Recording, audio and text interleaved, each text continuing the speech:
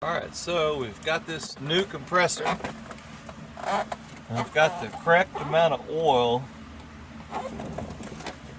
The data plate says 5.3 ounces, so we've got the right amount of oil in it. So we're just kind of jiggle this little bastard around, get it in there past this freaking hose.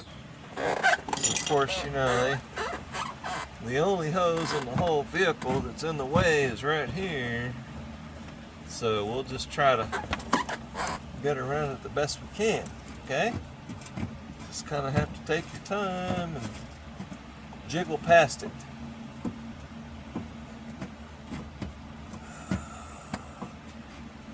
That's how it's going.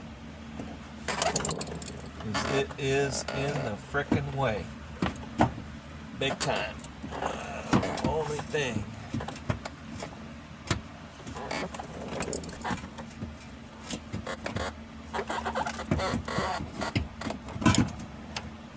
There we go. Just gotta be patient.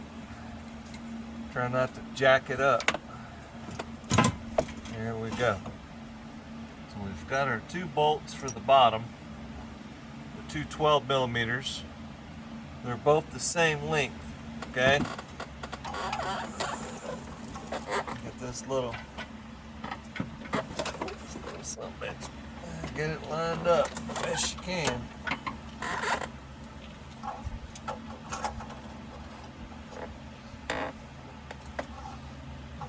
So it's on this pedestal right here.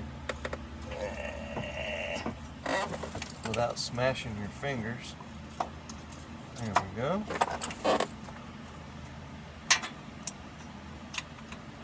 So you put the bolts in it, but you don't tighten them up, okay? You get them started.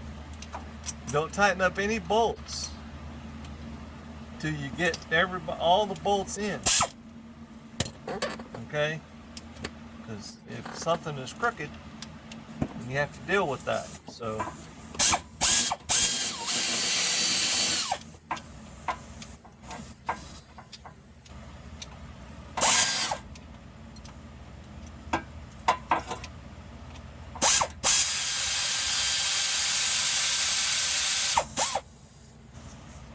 we get it so we can still jiggle it around, all right? Don't tighten the hell out that little thing. Of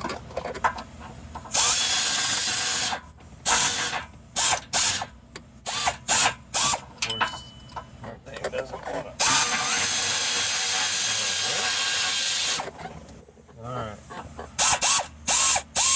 All right, so we got it close. All right, so we can still jiggle it around. All right, it still has a little bit of movement there. That's what you want.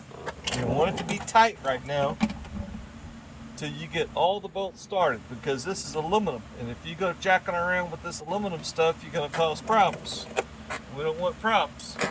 We want everything to be smooth and easy.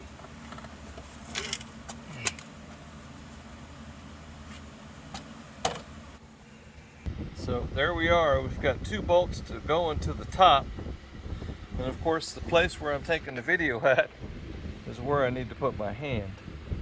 All right, so that's how we're doing this.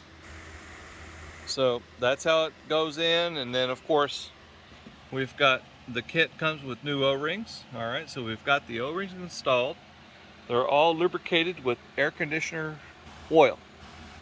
Do not lubricate with anything else. I'm going to get this little feller installed and get a vacuum on it and see if we got any leaks. I hope this helps someone.